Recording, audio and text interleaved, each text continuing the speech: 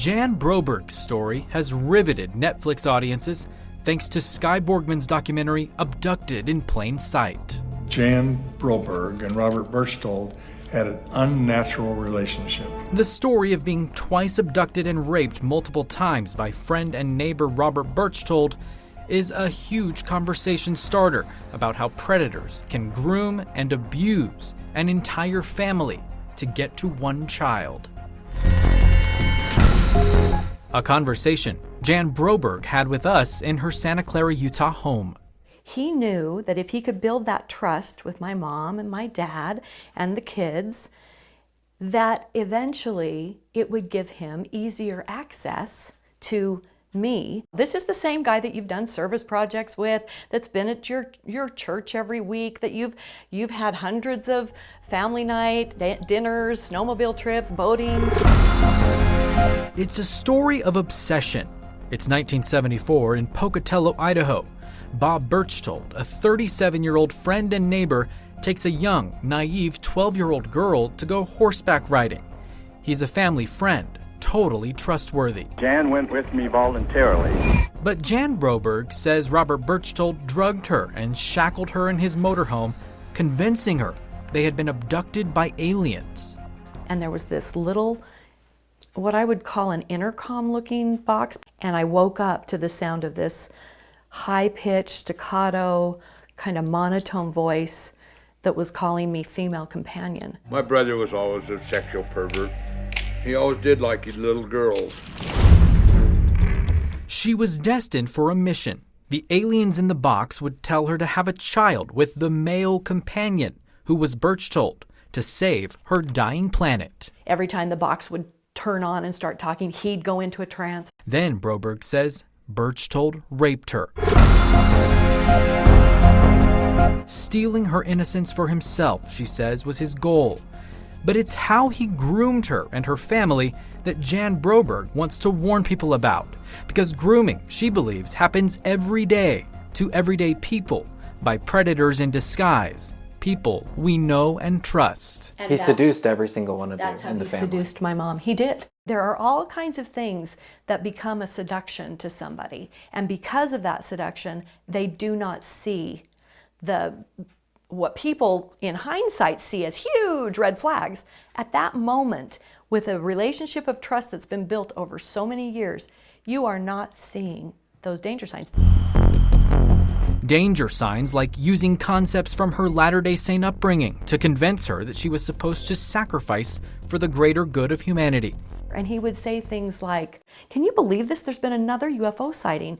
I wonder if this is like the gathering of Israel. You know, like they're coming from the four corners of the universe." And so, of course, as a little 10-year-old, 11-year-old, I'm listening to the conversation and thinking, oh, I've heard that term, the gathering of Israel, before. Broberg says Berchtold would take her and her sisters to science fiction movies, a move she believes helped him convince her later on of the alien abduction.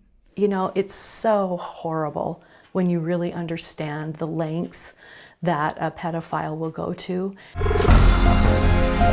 Grooming happens in almost all child sex abuse cases, according to experts. The National Center for Victims of Crime estimates 1 in 5 girls and 1 in 20 boys will be sexually abused. The most vulnerable are children ages 7 to 13. Experts say it's a key part of the grooming process. A predator builds a relationship with the parents to zero in on one child. The Brobergs say Bob Berchtold did that in every sense of the word. Mr. Berchtold had such an effervescent, wonderful personality. We became very good friends. Mary Ann Broberg says her late husband first admitted to having a sexual encounter with Bob Berchtold in the Netflix documentary. And it was very surprising when he opened up for the documentary and told this situation, because we never talked about it. I was just shocked. Mary Ann Broberg also says she fell prey to Berchtold's charms. He could give me a great feeling about myself. I was attracted to him. 45 years later, she's accepted that her affair with Bob Berchtold blinded her to what he was really after, her daughter, and facilitated her daughter's second kidnapping. I believe that's Many people are honest in their feelings. There are those that are not, and we happen to live close to one that was not. The internet has had a field day about this part of the story.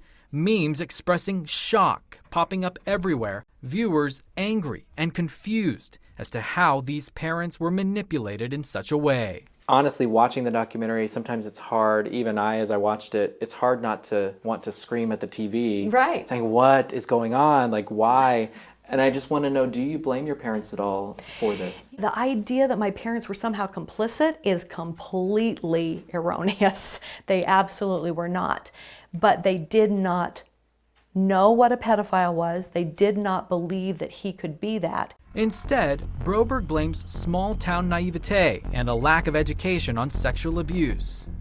After all, it was the 70s.